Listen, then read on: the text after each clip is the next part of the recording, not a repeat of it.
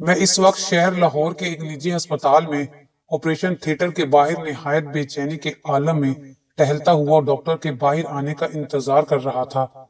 मुझे लग रहा था जैसे किसी ने मेरा दिल अपनी मुट्ठी में सख्ती से दबा लिया हो।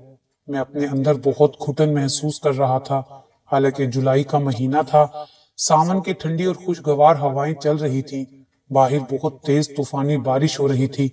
लगता था आसमान आज ही टूटकर बरस जाएगा। लेकिन मेरे अंदर जो तूफान बरपा था, उसकी आवाज सिवाय मेरे कोई नहीं सुन सकता था। मेरी माँ, जिससे कभी मैंने मोहब्बत से बात नहीं की थी, आज शिद्दत से याद आ रही थी। दिल कर रहा था कि उसकी गोद में सर रखकर सारे आंसू बहा दूं। इस परेशानी के आलम में वो मुझे अपनी ममता की गर्म बाहों में छुपा ले। उसकी तसल्ली के दो बोल सुनने के लिए मेरे कान तरस रहे थे। इंसान उम्र की कितनी ही मंजिलें पार कर ले, मगर माँ की ममता में खोकर वो अपने आप को बच्चा ही तस्वुर करता है। आज मेरी हालत भी उसी दूध पीते बच्चे जैसी थी, जो भूख की शिद्दत से बिलबिलाकर माँ के लिए रोता है। मैं भी दुनिया के मसाइब से घबरा कर माँ के लिए तड़प रहा हूँ।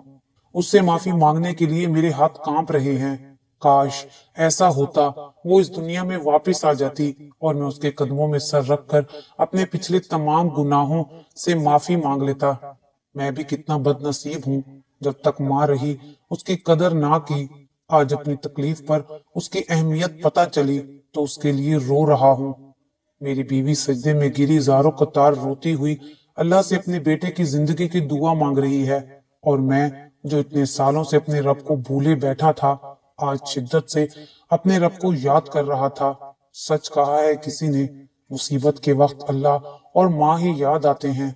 मगर आज से पहले मेरे ऊपर इतनी मुसीबत नहीं पड़ी थी। सिर्फ दूसरों पर मैंने बहुत जुल्म के पहाड़ तोड़े थे।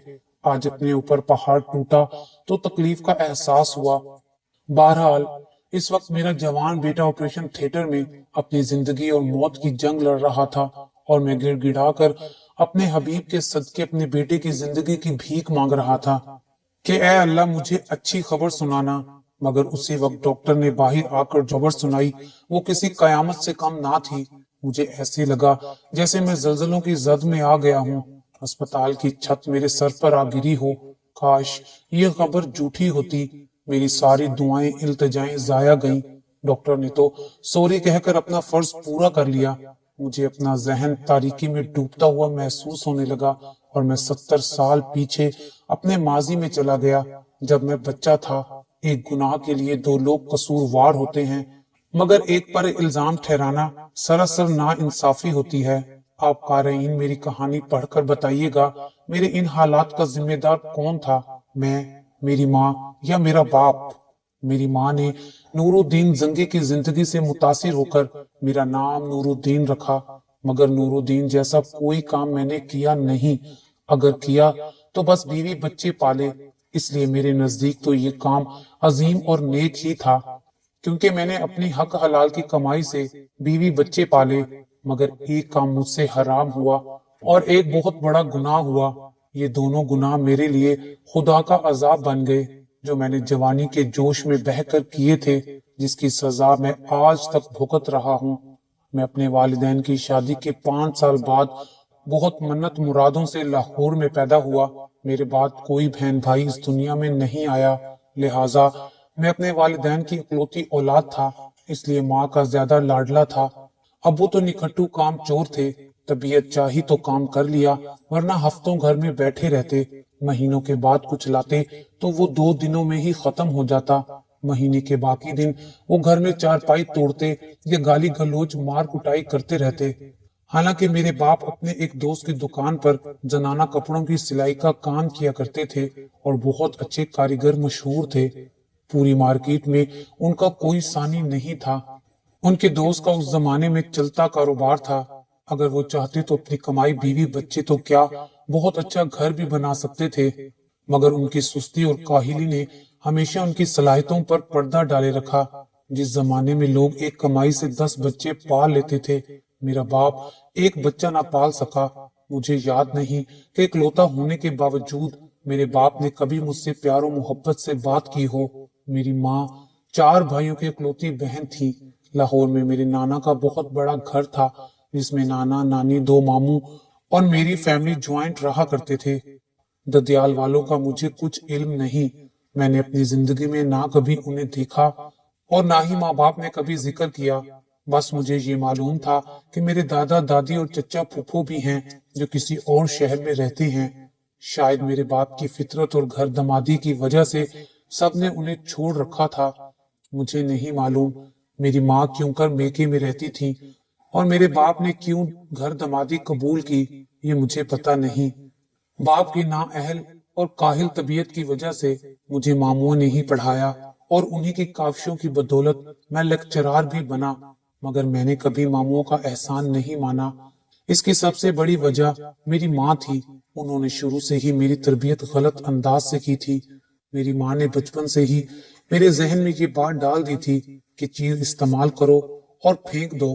مثلا مجھ سے کوئی کھلونا ٹوٹ جاتا تو ماں کہتی کوئی بات نہیں، ماموں اور لا دیں گے۔ پھر ماموں کے بچوں کے کھلونے آتے یا نہیں، مگر ماں لڑ جگر کر میرے لیے ضرور منگواتی۔ ایسا وہ اس لیے کرتی تاکہ ماموں کے بچے ایک ایک چیز کو ترستے رہیں۔ بھاوجوں اور بھتیجا بھتیجی کی جلن میں ماں نے میری شخصیت بالکل ہی تباہ کر دی تھی۔ گھر کے بچوں میں میں سب سے بڑا تھا، اس لیے سب بہن بھائیوں پر میرا روب بھی خوب چلتا تھا۔ ماموں کے بچوں کو مارنے اور جھگڑا کرنے کے لیے ہر وقت تیار رہتا۔ بقول میرے ماموں مومانیوں کے عادتوں میں بالکل اپنے ماں باپ کا نچوڑ تھا۔ اسی بڑے پن نے مجھے احساس برتری میں مبتلا کر دیا تھا۔ بچپن سے ہی میرے مزاج میں خود سری موجود تھی، اپنے سوا مجھے کوئی نظر نہیں آتا تھا۔ یہی چیز میری تنہائی اور بربادی کا سبب بنی۔ گھر کا خرچ ماموں کی تنخواہ سے چلتا تھا۔ ان حالات میں بھی ماں ماموں کا احسان مند ہونے کی بجائے بھاوجوں سے کھینچی رہتی۔ گھر میں فساد پھیلانے اور مومانیوں سے جھگڑا کرنے میں ماں کو بہت لطف آتا تھا۔ ادھر باپ بھی گھر میں ہر وقت جنگ عظیم کا ماحول بنائے رکھتے۔ ماں باپ کی یہی خود غرضی اور احسان فراموشی مجھے بھی ورثے میں ملی تھی۔ پڑھنے کا مجھے جنون کی حد تک شوق تھا۔ جب مجھے غصہ آتا تو میں بھی ان لڑائیوں میں شریک ہو جاتا، کبھی ماموں کے بچوں کو مارتا، کبھی ماں پر چڑھ دوڑتا، کبھی مومانیوں سے بد زبانی کرتا، کھانا تیار نہ ہونے پر ماں کو مارتا اور چٹیا سے پکڑ کر ان کا منہ زمین سے رگڑ دیتا اور کہتا کہ بتا بڑھیا اب تک کھانا کیوں نہیں بنا ہے۔ باپ کی طرح خود بھی گھر میں گالیاں دیتا اور تہلکا مچائے رکھتا، اور وہی ماں جو بھاوجوں کے آگے شیرنی کی طرح لڑتی اپنی اولاد کے آگے بھیڑ بن جاتی۔ مگر میں تو قصوروار ماں کو ہی ٹھہراؤں گا۔ جب میں ماں کو مارتا تھا تو ماں نے میرا ہاتھ پکڑ کر میرے منہ پر تھپڑ کیوں نہیں مارا؟ اگر وہ میرا ہاتھ روکتی تو آگے سے میری ہمت نہیں ہوتی۔ ان کی خاموشی سے پٹنے کی وجہ سے مجھے اور شے ملتی۔ اگر وہ میری اچھی تربیت کر کے غلط بات پر مجھے نصیحت کرتی تو آج میں پچھتاوے کی آگ میں نہیں جل رہا ہوتا اور ایک کامیاب انسان کی طرح زندگی بسر کر رہا ہوتا۔ ماں کے ساتھ اتنا برا سلوک کرنے کے باوجود ماں مجھے ہمیشہ میرا چاند شہزادہ کہہ کر مخاطب کرتی، اس لیے کہ ان کی ساری امیدیں مجھ سے ہی وابستہ تھیں۔ ماں کا اگر کوئی مقابلہ کر سکتا تھا تو وہ میں تھا۔ بھاوجوں کی تو ماں کے آگے ایک نہیں چلتی تھی۔ سچ ہے جیسی کرنی ویسی بھرنی، جو کچھ ماں اپنی بھاوجوں کے ساتھ کرتی بدلے میں بیٹا اس کے ساتھ کر دیتا، اور جو کچھ میں نے اپنی ماں کے ساتھ کیا اس کا قدرت نے مجھ سے بہت بھیانک بدلہ لیا۔ خدا کی لاٹھی بے آواز ہوتی ہے، جب چلتی ہے تو آواز نہیں آتی، مگر چوٹ بہت بری لگتی ہے۔ گزرتے وقت کے ساتھ ساتھ میں کامیابی سے تعلیم کی منزلیں طے کرتا رہا۔ آخر ماموں کے پیسے اور اپنی لگن سے ایم اے انگلش میں فرسٹ پوزیشن سے پاس ہو گیا۔ اس دن میرے ماں باپ بہت خوش تھے۔ زندگی میں پہلی بار میں نے اپنے ماں باپ کو اتنا خوش دیکھا تھا، ورنہ ان کے چہرے پر ہر وقت غصے کے آثار نمایاں رہتے۔ حالانکہ میری اس کاوش میں ماں باپ کا کوئی رول نہیں تھا۔ ایم اے کی ڈگری ہاتھ میں آتے ہی میں نے گارڈن کالج پنڈی میں لیکچرار کے لیے اپلائی کر دیا۔ ڈگری کی بدولت فوراً ہی بغیر رشوت اور سفارش کے مجھے لیکچرار کی جاب مل گئی۔ وہ میری زندگی کا سب سے خوبصورت دن تھا، لیکن پنڈی میں رہائش کا مسئلہ تھا جو میرے لیے ایک کولیگ نے کرائے پر ایک چھوٹا سا گھر دلا کر حل کر دیا۔ اب میں چھٹی والے دن لاہور آتا اور چھٹی گزار کر پنڈی چلا جاتا۔ میں جوانی میں بہت ہینڈسم تھا، مردانہ وجاہت کی میرے اندر کوئی کمی نہیں تھی۔ اپنے حسن پر نازاں میں حسن پرست بھی بہت تھا۔ ان دنوں فرسٹ ایئر میں ایڈمیشن ہو رہے تھے کہ داخلے کے لیے ایک لڑکی علیشہ انصاری آئی۔ وہ مجھے پہلی ہی نظر میں بہت اچھی لگی۔ اس کا حسن دیکھ کر میرا دل چاہا کاش یہ حسین لڑکی میرا مقدر بنے۔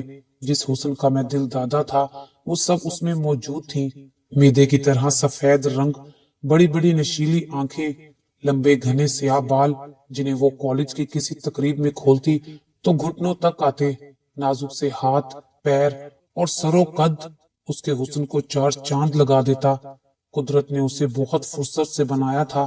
اسے دیکھ کر کسی پرستان کی شہزادی کا گمان ہوتا۔ پھر کلاسز شروع ہوئیں تو فرسٹ ایئر انگلش کا پیریڈ میرے پاس آیا۔ میری خوش قسمتی تھی، قسمت میرے اوپر مہربان ہو گئی تھی۔ اس طرح روز علیشہ سے ملاقات ہونے لگی۔ لیکچر کے دوران ہماری بے تکلفی بڑھتی گئی۔ علیشہ میرا کوئی پیریڈ مس نہیں کرتی تھی۔ ہم آنکھوں کے اشارے سے بہت سی باتیں کرتے تھے۔ پھر علیشہ اور میں بہانے سے ایک دوسرے سے باتیں کرنے لگے۔ مثلاً اگر میں لیکچر دے رہا ہوتا تو وہ زیادہ تر علیشہ انصاری سے ہی سوال کرتا اور علیشہ بھی مجھ سے بے مقصد سوال کے جواب طلب کرتی رہتی۔ ہماری یہ باتیں کلاس کے اسٹوڈنٹ سے چھپی نہ رہ سکیں اور کالج میں ہمارے متعلق مختلف قسم کی باتیں ہونے لگیں، تو ہم نے محتاط رویہ اختیار کر کے کالج سے باہر ملنے کا پروگرام بنایا۔ اس طرح ہماری ملاقاتیں باہر ہونے لگی۔ جب علیشہ کا مجھ پر اعتبار بڑھا تو میں اسے اپنے گھر بھی لانے لگا۔ پھر ہم دنیا سے بے خبر محبت اور آنے والے مستقبل کی ڈھیروں باتیں کرتے۔ اسی دوران ہم نے محبت کے عہد و پیمان بھی کیے اور ساتھ جینے مرنے کی قسمیں بھی کھائیں۔ ہم پیار کی رو میں بہکے تو بہکتے ہی چلے گئے۔ اس وقت مجھے اپنے عہد کا بھی خیال نہیں رہا۔ جذبات کی آندھی میں بہہ کر ہم نے اپنے مقدس رشتے کو خوب پامال کیا۔ علیشہ تو مجھ سے حقیقی محبت کرنے لگی تھی، مگر میں اپنی فطرت سے مجبور اس سے صرف دل بہلاتا رہا۔ پھر ایک دن علیشہ نے مجھے ماں بننے کی خبر سنائی۔ اس بات کو سن کر میں غصے سے بھڑک اٹھا اور اسے تھپڑ مار کر کہا، علیشہ تم نے یہ کیا کیا؟ تم اس بچے کے لیے میرا نام مت لینا ورنہ میری بہت بدنامی ہوگی۔ علیشہ بولی، آپ تو ایسے کہہ رہے ہیں جیسے اس گناہ میں میں اکیلی شامل ہوں، تو اور کیا یہ بچہ میرا نہیں ہے؟ تم فوراً یہاں سے چلی جاؤ۔ میں نے اسے دھکے دے کر گھر سے نکال دیا۔ میرا رویہ دیکھ کر علیشہ روتی ہوئی میرے گھر سے چلی گئی۔ اس کے بعد وہ مجھے کالج میں کبھی نظر نہ آئی۔ پھر ایک دن اس نے 2 خوبصورت بچوں کو جنم دیا۔ اس کی ماں میرے گھر آئی اور مجھے خدا رسول کے واسطے دے کر بولی، ہماری عزت تمہارے ہاتھ میں ہے، یہ بچے تمہارا خون ہیں، ان بچوں پر ترس کھا کر تم علیشہ سے نکاح کر لو ورنہ ہم غریب لوگ برباد ہو جائیں گے۔ میں نے ان کی خوب بے عزتی کر کے نکاح سے انکار کر دیا۔ جب میں نے علیشہ کو قبول نہیں کیا تو اس کی اولاد کو کیسے قبول کرتا؟ اس دن میں گھر میں لیکچر کی تیاری کر رہا تھا کہ ماموں غصے کی حالت میں گھر میں داخل ہوئے۔ ان کے ساتھ علیشہ، بچے اور اس کی والدہ بھی تھی۔ وہ مجھے خونخوار نظروں سے گھورتے ہوئے بولے، یہ لوگ کون ہیں؟ جو کچھ میں سن رہا ہوں کیا وہ سچ ہے؟ میں نے جلدی سے علیشہ کے ہاتھ سے بچوں کو چھینتے ہوئے کہا، ماموں یہ میرے نہیں ہیں، نہ جانے یہ کس کا گناہ میرے سر تھوپ رہی ہے۔ یہ تو مجھے کب سے اپنے پیار کے جال میں پھنسا رہی تھی، مگر میں نے اسے منہ نہیں لگایا۔ تو یہ اتنا گھٹیا الزام میرے اوپر لگا رہی ہے، یہ مجھے معاشرے میں بدنام کرنا چاہتی ہے۔ اس وقت مجھے یہ بھی یاد نہیں رہا کہ یہ میری اولاد ہیں۔ پھر ماموں بولے، میں نے کب کہا کہ یہ تمہارے ہیں؟ میں نے تو صرف یہ پوچھا کہ یہ لوگ کون ہیں۔ یہ ان لوگوں کو دیکھ کر اتنا طیش میں آنا تمہارے جھوٹے ہونے کی علامت ہے۔ نہ میں نے کسی الزام کی بات کی ہے، تم خود ہی الزام کو قبول کر رہے ہو۔ دیکھو، جس وقت علیشہ کی ماں نے مجھ سے یہ بات کہی تھی تب میں نے ان کی بات پر یقین نہیں کیا، مگر علیشہ کے اصرار پر جب میں نے کالج سے تمہارے بارے میں پوری معلومات حاصل کر لی، اس کے بعد میں یہاں لایا ہوں انہیں۔ تمہارے کالج سے پتہ چلا ہے کہ تم دونوں ہی ایک دوسرے کی محبت میں مبتلا ہو، اور اس کے بعد مجھے یقین ہو گیا کہ علیشہ جھوٹ نہیں بول رہی ہے۔ اور پھر علیشہ کو دیکھ کر اتنے غصے میں آ جانا، یہ سب کیا ہے؟ اب بھی کچھ نہیں بگڑا، تم ان بچوں کو قبول کر کے علیشہ سے نکاح کر لو۔ ہم خاندان میں کہہ دیں گے کہ سادگی سے نکاح کر دیا تھا، اب بچوں کی پیدائش پر خوشی کر رہے ہیں۔ مگر میں نے کبھی زندگی میں ہارنا نہیں سیکھا تھا۔ فوراً ہی علیشہ کو چٹیا سے پکڑ کر گھسیٹتا اور اس پر لاتوں اور گھونسوں کی بارش کر دی اور بچوں سے بھی لا تعلقی اختیار کر لی۔ وہ تڑپ کر روتے ہوئے التجائیں کرنے لگی، آپ ایسا مت کہیے ورنہ میں برباد ہو جاؤں گی۔ آپ کو اپنی محبت کا واسطہ اپنا گزرا ہوا وقت یاد کیجئے، یہ بچے آپ کے ہیں۔ علیشا کے آنسو اس کی سچائی کی گواہی تھے۔ ماموں علیشا کو بچانے آئے، میں نے انہیں بھی دھکا دے دیا۔ علیشا کی ماں آگے بڑھی، میں نے انہیں بھی پیچھے دھکیل دیا۔ کوئی بھی میری گریف سے علیشا کو نہ بچا سکا۔ میں جنون کی حالت میں علیشا کو مارتا جاتا اور وہ مجھ سے التجائیں کرتی رہی، اور میں اسے مار مار کر تھک گیا تو گھسیٹ کر دروازے تک لایا اور گھر سے باہر دھکا دے دیا۔ تب علیشا گھر کے اندر آئی، بچوں کو اٹھا کر مجھے بد دعائیں دیتے ہوئے بولی، آج آپ اپنی اولاد کو اپنا ماننے سے انکار کر رہے ہیں، کل آپ کی اولاد آپ کو ماننے سے انکار کرے گی۔ تم اولاد کے ہوتے ہوئے بھی بے اولاد رہو گے، کبھی اپنی اولاد کا سکھ چین نہ دیکھ سکو گے۔ میرا صبر تمہیں کبھی سکون سے نہیں بیٹھنے دے گا۔ میں نے اپنا مقدمہ اللہ کی عدالت میں پیش کیا ہے، وہ میرا انصاف کرے گا۔ اور پھر اپنی ماں کا ہاتھ تھام کر اور دونوں بچوں کو ماں بیٹی اٹھا کر گھر سے نکل گئی۔ میری ماں نے بھی علیشا کو بہو ماننے سے انکار کر دیا تھا۔ ان کے جانے کے بعد ماموں بولے، شاید ہم نے تمہیں اسی دن کے لیے پڑھایا تھا کہ تم ہماری عزت کو داغدار کر کے چار چاند لگا دو۔ کاش یہ دن دکھانے سے پہلے اللہ ہمیں اٹھا لیتا۔ آج سے میرے دل میں تمہارے لیے کوئی مقام نہیں، میں اپنے گھر میں تمہیں مجبوری سے برداشت کروں گا۔ میں نے ماموں کی بات کا کوئی اثر نہیں لیا، مگر مجھے علیشا پر بہت غصہ تھا، کیونکہ مجھے یقین نہیں تھا کہ علیشا لاہور تک پہنچ جائے گی اور صورتحال اس حد تک بگڑ جائے گی۔ میں نے تو علیشا کو عزت سے پانے کی چاہت کی تھی، مگر نہ جانے کیسے ہمارے درمیان شیطان آ گیا اور ہم دونوں ہی انسانیت کے درجے سے گر گئے اور حالات ایسے بگڑے کہ بات رسوائی تک آ گئی۔ آج مجھے علیشا کی ویران آنکھیں یاد آتی ہیں تو میں بے چین ہو جاتا ہوں۔ کاش میں اس وقت علیشا اور بچوں کو قبول کر لیتا تو آج زندگی کی کہانی ہی کچھ اور ہوتی۔ اس واقعے کے بعد میں کالج گیا تو کالج میں میری خوب جگ ہسائی ہوئی۔ ہر شخص کی زبان پر اس قصے کا ذکر تھا، کیونکہ علیشا کی ماں نے لاہور کے گھر کا پتہ کالج سے ہی معلوم کیا تھا۔ میں نے کالج سے 15 دن کی چھٹی لے لی اور لاہور ٹرانسفر کے لیے کوششیں شروع کر دی۔ لاہور ٹرانسفر تو نہ ہوا، مگر مری کیڈٹ کالج ضرور ہو گیا۔ مری میں میری ملاقات زرمینہ شاہ سے ہوئی اور ایک دفعہ پھر زرمینہ کے سامنے میں اپنا دل ہار بیٹھا۔ اس دفعہ کوئی ناخوشگوار واقعہ ہونے سے پہلے زرمینہ کے متعلق ماں کو بتا دیا۔ پھر دونوں طرف کی رضامندی کے بعد ہم رشتہ ازواج میں بندھ گئے۔ شادی کے بعد میں نے اپنا ٹرانسفر لاہور کروا لیا۔ لاہور آنے کے بعد میں نے اپنے ماضی کو پس سے پشت ڈال دیا تھا۔ زرمینہ میرے لیے اچھی شریک حیات ثابت ہوئی۔ 10 سال کے عرصے میں 2 بیٹے اور 2 بیٹیوں کا باپ بن گیا۔ وقت کا پہیہ اپنی مخصوص رفتار سے چلتا رہا۔ ان برسوں میں حالات بہت بدل چکے تھے۔ دونوں ماموں نانا گھر بیچ کر کراچی ہجرت کر گئے۔ میرے ماں باپ اپنی عمر کی منزلیں طے کر کے اس دار فانی سے کوچ کر گئے تھے۔ میں بھی اپنی فیملی کے ساتھ الگ گھر میں شفٹ ہو گیا۔ بیٹے پڑھ لکھ کر نوکری کرنے لگے، گھر میں خوشحالی آ گئی۔ دونوں بیٹوں کی اچھے گھرانوں میں شادیاں ہو گئی۔ میں بھی ریٹائرمنٹ کے قریب تھا اور مختلف بیماریوں نے جکڑا ہوا تھا، اس لیے مرنے سے پہلے بیٹیوں کو ان کے گھر کا کرنا چاہتا تھا۔ میری یہ پریشانی میرے ایک دوست نے حل کر دی اور اپنے دونوں بیٹوں کے لیے میری بیٹیوں کے لیے رشتے مانگ لیے۔ اچھے کھاتے پیتے لوگ تھے، میں نے جلدی سے تمام معاملات نپٹا کر انہیں رخصت کر دیا۔ بیٹیاں سسرال پہنچ کر روایتی دیورانی جیٹھانیاں بن گئی۔ ان کی شکایت مجھ تک پہنچتی۔ اب پتہ نہیں قدرت میرا امتحان لے رہی تھی یا پھر ماں باپ کی تربیت ہی صحیح نہیں تھی۔ ان کی لڑائیاں ہوتی، میں انہیں سمجھاتا، مگر آفرین ہے زرمینہ پر اس نے کبھی بچیوں کو نصیحت نہیں کی۔ یہ مائیں ہی تو ہوتی ہیں جو اولاد کو بگاڑتی ہیں۔ وہ اپنی تربیت پر شرمندہ ہونے کی بجائے ان کو ساس سسر سے لڑنے کے طریقے سکھاتی، جس سے بیٹیوں کو اور شے ملتی۔ وہ چھوٹی چھوٹی باتوں کا پتنگڑ بنا کر خوب لڑتی، جس کی وجہ سے سسرال میں انہوں نے ہماری عزت خاک میں ملا دی۔ روز روز کی لڑائیوں کا نتیجہ یہ نکلا کہ شادی کے تیسرے سال بڑے داماد کا برین ہیمریج ہونے کی وجہ سے انتقال ہو گیا۔ اتنی چھوٹی عمر میں بیوہ ہو جانا اور پہاڑ جیسی زندگی بسر کرنا بیٹے کے لیے بہت بڑا صدمہ تھا۔ میں نے اس کے ساس سسر سے عدت کے بعد واپس لانے کی بات کی۔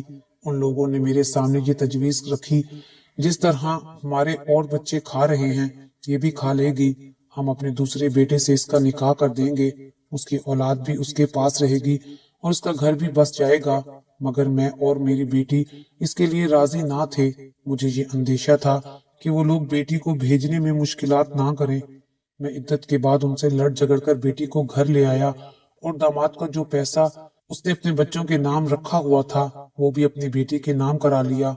वो लोग तो अपने जवान बेटे की मौत के सदमे में थे, इन चीजों का कहाँ ध्यान रखते। बच्चों को मैं ये सोचकर छोड़ आया कि बेटी की शादी करूंगा तो मसला बनेगा। चलते वक्त बेटी की सास ने आंचल फैलाकर बद्दुआ दी, जिस तरह तूने मेरे बच्चों को बे माँ का किया है, तू भी बे औलाद हो जाए, तुझे भी औलाद का ऐसा ही गम देखना नसीब हो। मगर मैंने कब उसकी बद्दुआ का असर लिया था जो उसकी बद्दुआ पर काम धरता। हालांकि मैं अगर तहम्मुल मिजाजी से काम लेता तो मामला इत्मीनान से हल हो जाता। उस घर में मेरी एक और बेटी भी थी, वो चाहते तो उससे बदला ले सकते थे, मगर उनका बड़ा ज़र्फ था कि उन शरीफ लोगों ने उसे तंग नहीं किया। अपनी बेटी दामाद के अलावा मैंने उस घर में किसी से रिश्ता नहीं रखा। मेरी इस हरकत की वजह से हमारी दोस्ती भी खत्म हो गई, मगर मुझे इस बात से कोई परवाह नहीं थी। यहीं से मेरी बदनसीबी के दिन शुरू हो गए। मुझे नहीं मालूम था कि उस दिन से मेरी खुशियों के उल्टे दिन शुरू हो गए हैं। बेटी के विवाह हो जाने के 2 साल बाद मैंने दोबारा उसका रिश्ता देखकर शादी कर दी। अब जहां उसकी शादी हुई वो बहुत अमीर कबीर लोग थे, मगर बेटी 6 माह के अंदर ही घर बैठ गई। पता चला कि वो लोग बहुत बड़े धोखेबाज थे, मेरी बेटी से गलत किस्म के काम करवाना चाहते थे। मैंने कोर्ट के जरिए से खुला दिलवाई, बेटी तो वापिस आ गई, मगर मैंने लाखों का जो जहेज दिया था वो वापिस नहीं आया। मुकदमे में अलग पैसा बर्बाद हुआ। चंद साल बीत गए, जिंदगी मामूल के मुताबिक चल रही थी कि वक्त ने एकदम पलटा खाया। मेरा छोटा बेटा ऑफिस जाने के लिए निकला और रास्ते में ही एक्सीडेंट का शिकार होकर अस्पताल पहुंच गया। उसके सर पर शदीद चोटें आई थी। डॉक्टर ने ऑपरेशन करके उसे बचाने की सर तोड़ कोशिश की, मगर ऑपरेशन के दौरान ही उसका इंतकाल हो गया। जब मेरी बेटी ने मुझे झंझोड़ते हुए उसके इंतकाल की खबर दी तो मैं होश की दुनिया में आया। मेरे घर सफे मातम बिछ गई। जिस वक्त मेरे बेटे का जनाजा उठा तब मुझे याद आया कि मेरे दामाद की मैयत उठने पर उसके माँ बाप की क्या हालत हुई होगी। बहू ने इद्दत करना भी गवारा ना किया और चेलम करके बच्चे लेकर मेके चली गई और जाते जाते बेटे के नाम का बैंक बैलेंस और जायदाद वगैरह अपने नाम करवा कर ले गई। खुद तो गई, घर भी वीरान कर गई। तब मुझे याद आया मैं भी तो किसी का घर इसी तरह बर्बाद करके आया था। मैं अपने पोते पोतियों की शक्ल देखने को तरस गया। खुशियां मुझसे ऐसी रूठी कि घर में खुशी होने के बावजूद खुशी खुशी ना लगती थी। आज मैं अपने घर के खाली दरो दीवार को देखते हुए सोचता हूँ, शायद अलीशा और बच्चों की बद्दुआ मुझे लग गई, क्योंकि मेरी पिंडी के एक दोस्त के जरिए मुझे अलीशा के बारे में पता चला था कि अलीशा की माँ ने उसकी दूसरी शादी कर दी है और बच्चों को खुद पाल रही है। अगर मैं उस वक्त इन तमाम बातों पर तवज्जो ना देता, अलीशा जो मेरी पहली मोहब्बत थी और सुहागन होते हुए भी बेवाओं जैसी जिंदगी बसर कर रही थी, जिसको कदम कदम पर बद किरदार और बद चलन होने के ताने मिलते, न जाने कैसे वो इन तकलीफों को बर्दाश्त करती होगी जो सिर्फ मेरी वजह से बर्बाद हुई। हालांकि कसूरवार मैं भी था, मगर सजा की हकदार सिर्फ वो ठहरी। वो उधर अपनी कांटों भरी जिंदगी में तड़पती थी और मैं इधर अपनी खुशियों भरी जिंदगी में खुश था। वो तो चंद दिन की सजा पाकर दामन छुड़ा गई, मगर मैं आज तक सजा भुगत रहा हूँ। मेरे बच्चे जो बाप के होते हुए यतीमी की जिंदगी बसर करते रहे, जिनको मैंने अपनी औलाद मानने से इनकार कर दिया था, आज दिल चाहता है कि उन्हें अपने सीने से लगा लूं। मेरी बेटी जो रुखसत होते हुए माँ बाप की दुआएं लेकर नहीं गई थी, जिन बच्चों को मैंने अपनी खुशहाल जिंदगी में कभी भूल कर भी याद नहीं किया था, आज शिद्दत से याद आ रहे थे। फिर सोचता हूँ शायद मेरे नवासे नवासियों की बद्दुआ है, जिनके सर से बाप की शफकत का साया तो उठ ही चुका था, मेरी वजह से माँ की ममता से भी महरूम हुए। फिर सोचता हूँ शायद बेटी की सास ससुर की बद्दुआ है, जो जवान बेटे की मौत के सदमे में थे, लेकिन मेरे पास उनके लिए तसल्ली के 2 बोल भी नहीं थे, बल्कि मैंने अपने रवैये से उनके दुख को मजीद बढ़ा दिया था। फिर सोचता हूँ शायद अलीशा की माँ की बद्दुआ मुझे लग गई, जिसकी औलाद को मैंने जमाने भर में जलीलो ख्वार किया। सबसे बड़ी बद्दुआ और सब्र तो मेरे साथ मेरी माँ का है। दुनिया में जिस हस्ती का दर्जा इन सब रिश्तों से ऊंचा है, मैंने उस रिश्ते को दुख और तकलीफ दी। जिस हस्ती के कदमों तले मेरी जन्नत थी, मैंने उस हस्ती को अपने पैरों तले रौंदा। मैंने तो अपने हाथों से अपनी जन्नत को बर्बाद किया। अब क्यों मैं जन्नत नुमा घर का तलबगार हूँ? जिन हाथों से मैं उसकी चुटिया पकड़कर खींच लेता था, उन्हीं हाथों से मैंने अपने जवान बेटे का जनाजा उठाया। शायद मैं अपने जमाने का फिरौन बना हुआ था। जब मैंने अपनी औलाद का गम उठाया तब मुझे याद आया कि मेरी माँ को भी मेरा इसी तरह गम होता होगा। मैं भी तो किसी की औलाद था। मैंने तो ना जाने कितनी माँओं के दिल दुखाए। बद्दुआ से ज्यादा सब्र खतरनाक होता है। बद्दुआ तो कोई माँ अपनी औलाद को नहीं देती है। मेरी माँ भी नहीं देती होगी, मगर खामोश रहकर सब्र तो करती थी। उसकी चुप आह मुझे लग गई। काश वो मुझे मुंह से बद्दुआ दे देती, मगर खामोश रहकर सब्र ना करती तो आज मेरी जिंदगी कांटों से लेस ना होती। लेकिन उसकी खामोशी ही मुझे और शह देती थी। औलाद न होने का एक गम और होने के हजार गम होते हैं। मैं भी बे औलाद रहता तो सिर्फ एक दुख झेलता, मगर अल्लाह ने मुझे साहिबे औलाद इसलिए किया ताकि मैं भी जान सकूं कि औलाद का गम क्या होता है। कहते हैं जैसा तुम अपने माँ बाप के साथ सलूक करोगे, तुम्हारी औलाद भी तुम्हारे साथ वैसा बर्ताव रखेगी। मैं औलाद की सजा से तो बच गया, मगर कुदरत की सजा से ना बच सका। अल्लाह ने औलाद ना देकर तो मुझे सजा ना दी, मगर घर की खुशियां छीन कर मुझे मेरी औकात याद दिला दी। अगर मैं उन सब की बद्दुआओं से बच भी जाता तो माँ के सब्र से कैसे बच सकता था। आज मैं 80 साल के करीब हूँ। इस उम्र में मैंने जवान औलाद की मौत का सदमा झेला। 2 दफा मेरी बेटी का घर उजड़ा। इन सब सदमात के बावजूद मैं कितना सख्त जान रहा कि किसी भी सदमे से मेरे दिल की धड़कन बंद नहीं हुई। इन सालों में मैंने बहुत से नशीबो फराज देखे। ना जाने किस किस को मैंने बर्बाद किया और सिर्फ एक अल्लाह ने मुझे बर्बाद कर दिया। मैं जो कभी किसी रिश्ते के मामले में हारना नहीं चाहता था, आज अपनी तकदीर से बुरी तरह हार चुका हूँ। आज मैं ये इतराफ करता हूँ कि मैं ना तो अच्छा बेटा बन सका, ना अच्छा बाप, ना अच्छा शोहर, ना अच्छा रिश्तेदार साबित हुआ। मैंने जो यतीम बच्चों का पैसा खाया था, वही पैसा मेरे बेटे का कफन बन गया। आखिर में मेरी आप सबसे गुजारिश है कि अल्लाह की खुशनुदी चाहते हो तो माँ बाप की नाफरमानी और दिल आजारी ना करें, उनकी मर्जी के खिलाफ बात ना करें। जिससे माँ बाप राजी नहीं होते उससे अल्लाह भी राजी नहीं होता। जो माँ बाप को दुख देता है उसे अपनी औलाद से भी फैज हासिल नहीं होता और आखिर में पछताना पड़ता है। अल्लाह के बंदों पर बेजा जुल्म ना करो। जो अल्लाह के बंदों को सताता है तो अल्लाह उससे नाखुश रहता है। माँ की नाफरमानी और अलीशा से बेवफाई के नतीजे में नाजायज औलाद का गुनाह, ये 2 गुनाह मेरे लिए कुदरत का इंतकाम बन गए। आज मेरी अना, खुद परस्ती सब कुछ मट्टी में मिल चुकी है और मैं भी मट्टी से मिलने वाला हूँ। आपने मेरी कहानी पढ़ी, फैसला आप पर छोड़ता हूँ कि इन तमाम हालात का जिम्मेदार कौन था।